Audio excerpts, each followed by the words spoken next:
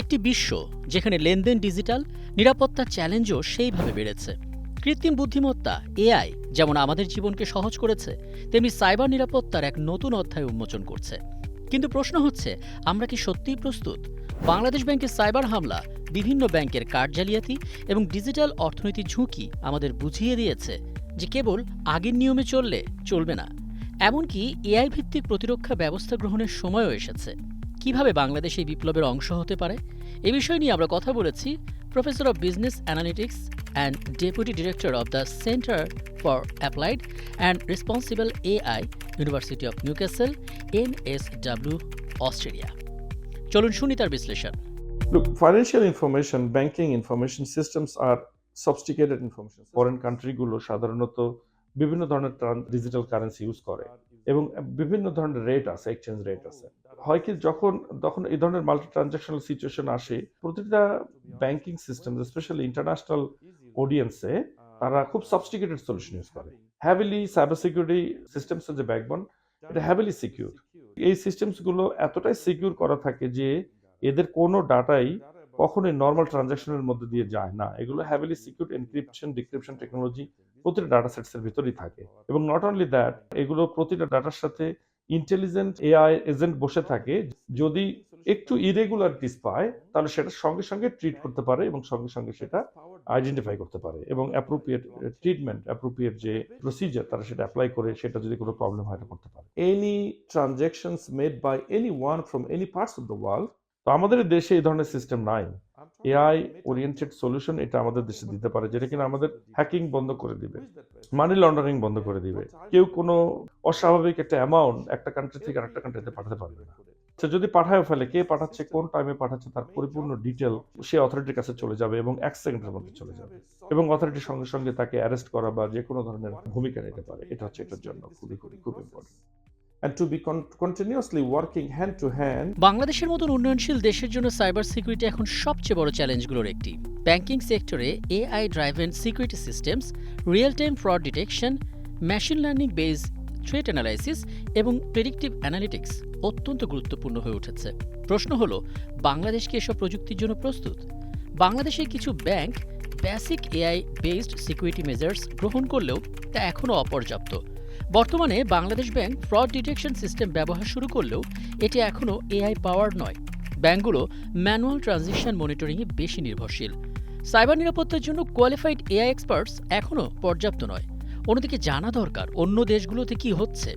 JP Morgan এবং city bank ইতোমধ্যে AI powered fraud detection system ব্যবহার করছে, যা প্রতি সেকেন্ডে হাজার হাজার ট্রানজিশন বিশ্লেষণ করে সন্দেহজনক কার্যক্রম নিশ্চিত করছে। চীন এবং সিঙ্গাপুর ব্যাংকিং সিকিউরিটিতে ব্লকচেইন এবং এআই ইন্টিগ্রেশন চালু করেছে, যা ট্রানজিশনের নিরাপত্তা নিশ্চিত করছে। ইইউ এবং ইউএসএতে automated AI threat detection system ব্যবহৃত হচ্ছে, যা সাইবার হামলা হবার আগেই শনাক্ত করতে পারে। তাহলে সমাধানটা কি? বাংলাদেশ ব্যাংক এবং অন্যান্য আর্থিক প্রতিষ্ঠানগুলো বৈশ্বিক চ্যালেঞ্জ মোকাবেলায় এআই এর সাহায্যে কিভাবে সুরক্ষা পেতে পারে? করণীয় জানতে চাইলে স্যারের অভিমত ছিল, Most of the banking information systems are using normal database system, normal information systems user interface. But to be honest, when a system is having very sensitive data, very data that needs to be secured, we're talking about sensitive data means like banking data. The data about the transactions, data about money, data about the customers' details and everything. These are the important parts of the banking solution that are taken by people in the system. People are the main, right? They do the illegal activities. They make attempt. Sometimes they have their own software.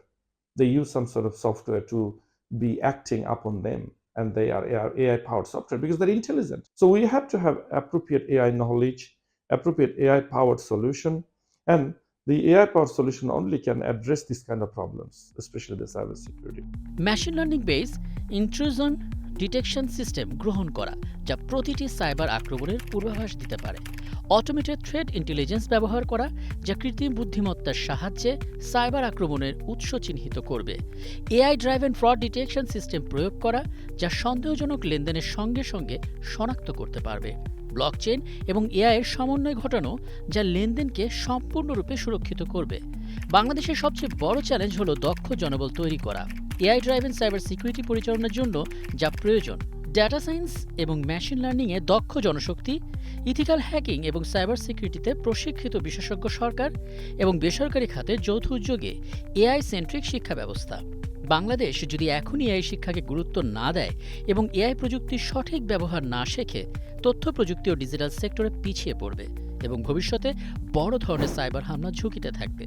AI শুধুমাত্র cyber security নয়, বরং শিক্ষাক্ষেত্রে বিশাল পরিবর্তন আনতে চলেছে। বাংলাদেশের প্রেক্ষাপটে করণীয় বিষয় পরবর্তী পর্বে যা থাকছে: বাংলাদেশে এআই ও উচ্চশিক্ষার ভবিষ্যৎ এবং কোন কোন দেশে বাংলাদেশের শিক্ষার্থীদের এআই এর উপর উচ্চ শিক্ষার সুযোগ আছে, এআই কিভাবে নতুন কর্মসংস্থান তৈরি করতে পারে, কিভাবে একজন শিক্ষার্থী এআই বেসড কেরিয়ার তৈরি করতে পারে। এই সব বিষয়ে থাকবেন শিক্ষাবিদ, প্রযুক্তিবিদ এবং the university of Newcastle Australia এর senior professor doctor Shah J Miah. আপনার মতামত আমাদের জানাতে ভুলবেন না, কমেন্ট করুন এবং আমাদের চ্যানেল সাবস্ক্রাইব করুন।